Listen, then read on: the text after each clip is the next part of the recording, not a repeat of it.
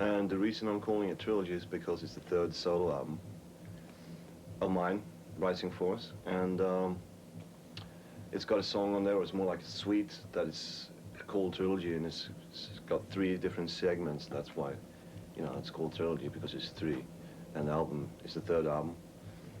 And same thing with the cover concept, really, because it's got a dragon coming out of the sky or whatever, with 3 heads on it. So it's all 3, really, a lot.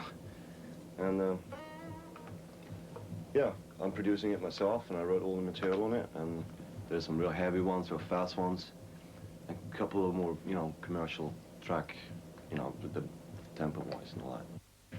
Or maybe I'm gonna call it You Don't Remember, I Can't Forget. I don't remember. I don't know. Either one. That one's more commercial. I wrote down the keyboards, actually. Then there's some couple of real fast tracks. One's called Liar, one's called Fury. And then there's a little slower ones. One's called Dark Ages, real heavy.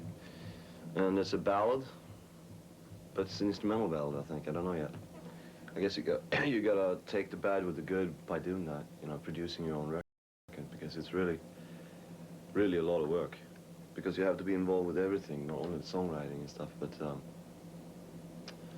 you know, as far as mixing everything and putting everything together right, and arranging the music, and deciding exactly how it's gonna begin and end as far as the sequence on the record, and you know, it's a lot of work. You have to be involved in everything as far as the drum sounds, up until, you know, every little keyboard overdub or something. You know, it's not like I'm just playing the guitar on the record and I'm staying home for the rest of the record. You know, I'm kind of like trying to stay in control more or less out of, you know, about everything on the record, you know. Which takes a lot of, you know, time and effort, really. Well, the reason I want to produce myself is the same reason as I want to write everything myself. It's because I want to complete everything on my own, really. Just because I feel like I'm more like a composer or something, rather than just a songwriter. It's like I want to compose every little bit in the arrangement, you know. And also, I feel that's very important that I have control over how it ends on the record, which is the production side of it, more or less. And I think it goes hand in hand, really. How I'm approaching the whole way of creating the music has to be put down on tape the same way, you know. So that's why I'm doing it. As far as the show goes, then, I guess it's going to be a lot more, you know, production and a lot more effects than it's been, for, you know, up until now, because we go on the road, and we're going to have a lot of lasers and pyros and all that stuff, you know. Lots of equipment on stage, which I think is one thing that I miss a little bit nowadays. It doesn't seem like bands want to have that anymore, like a lot of amps, you know. But for this tour, I've been buying lots of amplifiers. And we're gonna have, you know, well, you know, good lights and all that, like, you know, like a regular show, really, but really getting into it more this time. We're gonna be on the road in America first, the first leg, about 12 weeks, coast to coast, and then we go on the road in Japan, I guess for a month or so, headlining, of course. And then we come back and do some more American dates, and then we go to Europe. Well, people started listening to my music in America even before I came here, actually. Somehow, some demo tapes and stuff that I used to do in Sweden, they got over here somehow, I don't really know how. And they started floating around like, you know, it's kind of like bootleg tapes and stuff. And they got played on college stations and stuff, mainly in the Bay Area. But I ended up joining a band called Steel instead. And that's how it all started, really.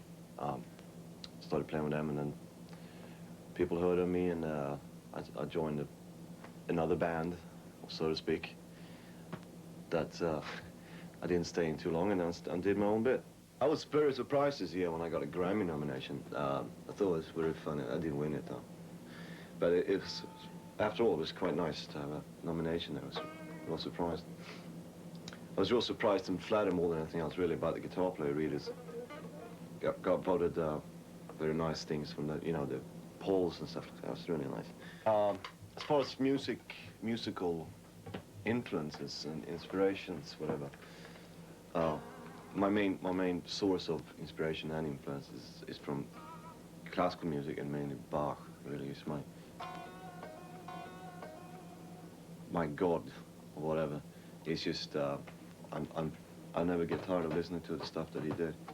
And I try to apply some of that stuff, like the classical influence, into my playing and my writing. And more than anything else, really, I'm not getting very inspired from listening to more modern music. I mean, of course, it's a lot of good stuff, but that's not my main influence or anything. And Paganini, I love Paganini's violin work and stuff like that. That I love to try to do something similar to as well. I really feel very much at home here in America. I like to play here a lot. I like to play here, and more than anything else, I love to live here, as I've been doing now for 3.5 years almost. And I feel more like a part of this country than I do from Sweden, really. And I love to play in front of the audience here. They're also very enthusiastic most of the time. And just, you know, in general, really great feeling from this country, really. The people are